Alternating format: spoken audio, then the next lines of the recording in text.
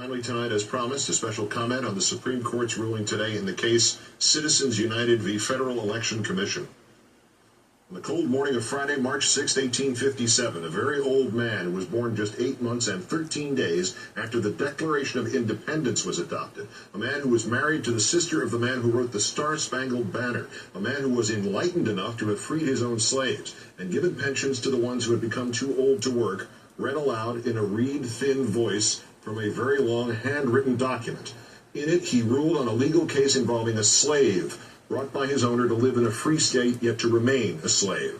The slave sought his freedom and sued, and looking back over legal precedent and the Constitution and the America in which it was created, this judge ruled that no black man could ever be considered an actual citizen of the United States.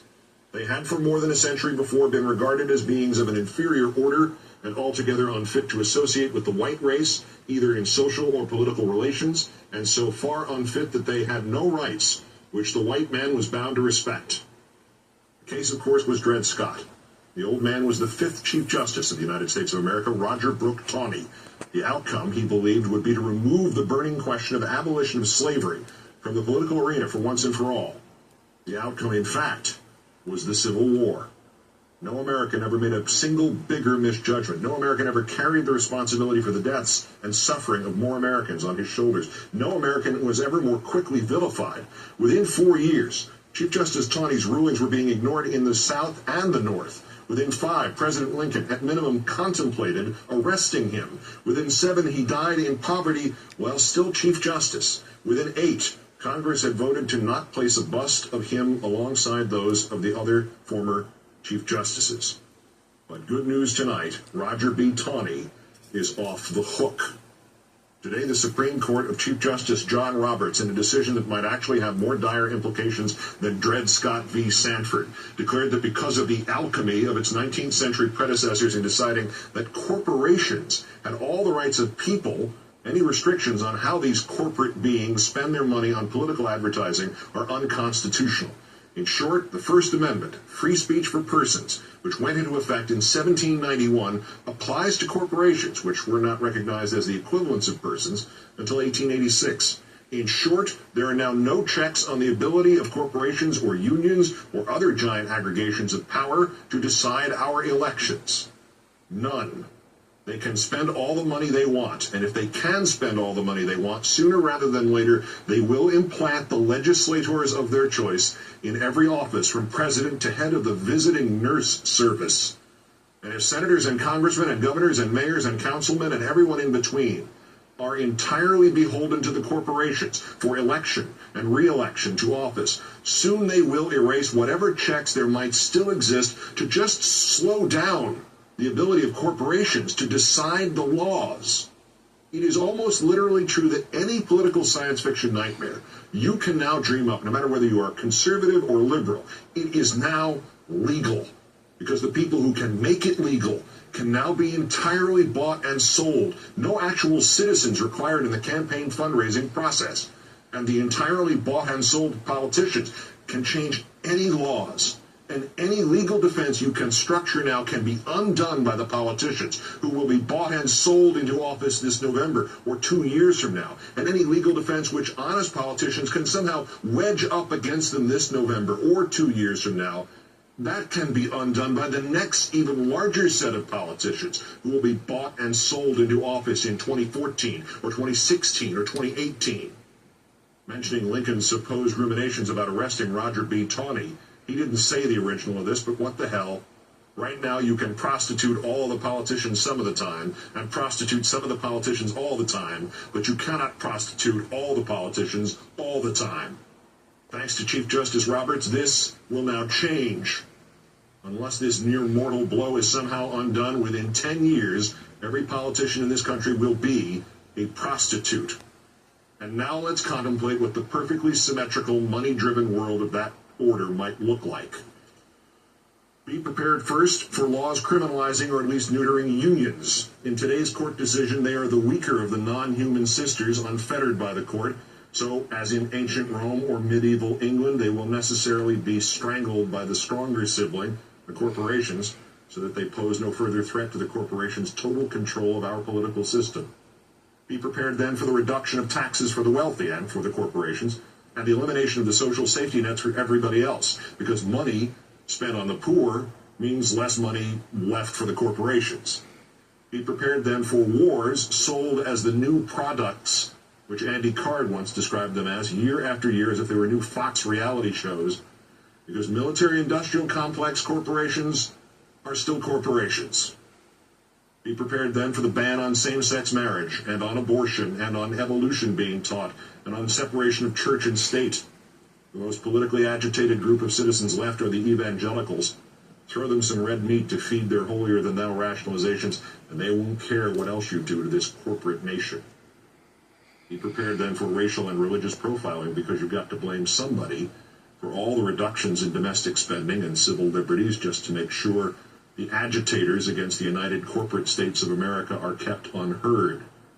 Be prepared for those poor, dumb, manipulated bastards, the Tea Partiers, to have a glorious few years as the front men, as the corporations that bankroll them slowly unroll their total control of our political system. And then be prepared to watch them be banished, maybe outlawed, when a few of the brighter ones suddenly realize that the corporations have made them merely the Judas goats of American freedom.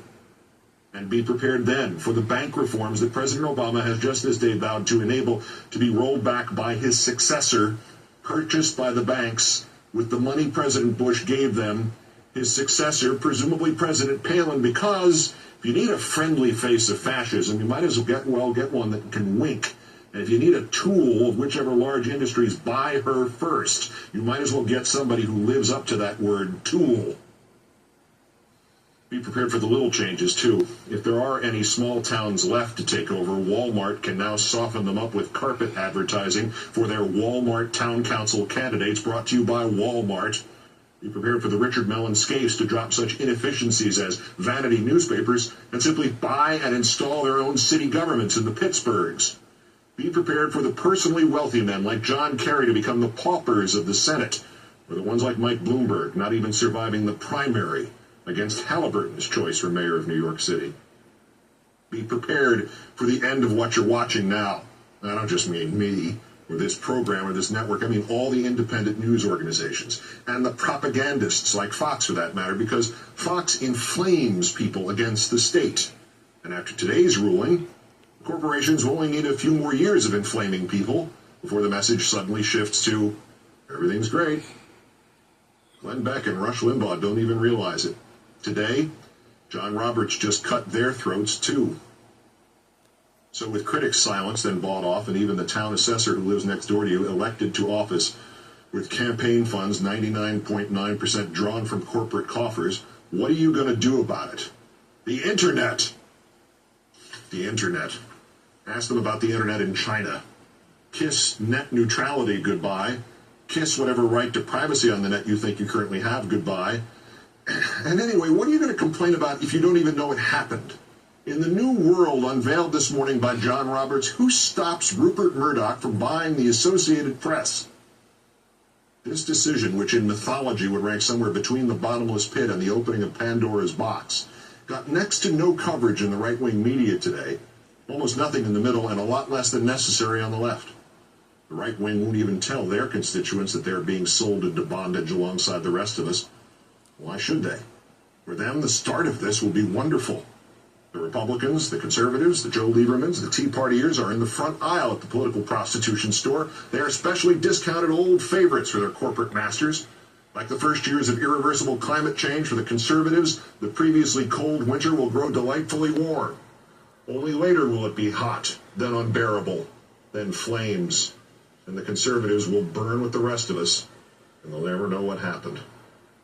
What are you going to do about it? Turn to free speech advocates? These were the free speech advocates.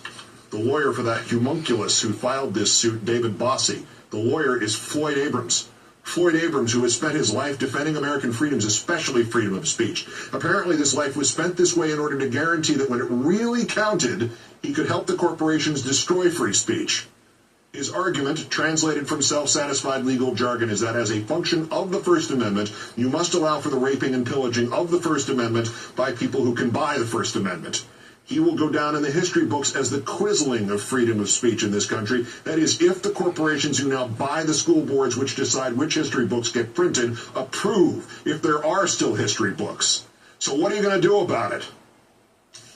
Russ Feingold told me today there might yet be ways to work around this, to restrict corporate governance and how corporations make and spend their money. I pointed out that any such legislation, even if it somehow sneaked past this, the last U.S. Senate, not funded by a generous gift from the Chubb Group, would eventually wind up in front of a Supreme Court, and whether or not John Roberts was still at its head would be irrelevant. The next 9 men and women on the Supreme Court will get there not because of their judgment, nor even their politics. They will get there because they were appointed by purchased presidents and confirmed by purchased senators. This is what John Roberts did today. This is a Supreme Court-sanctioned murder of what little actual democracy is left in this democracy. It is government of the people, by the corporations, for the corporations. It is the Dark Ages. It is our Dred Scott. I would suggest a revolution, but a revolution against the corporations that make all the guns and the bullets? Maybe it won't be this bad. Maybe the corporations, legally defined as human beings, but without the pesky occasional human attributes of conscience and compassion, maybe when handed the only keys to the electoral machine, they will simply not redesign America in their own corporate image. But let me leave you with this final question. After today, who's going to stop them?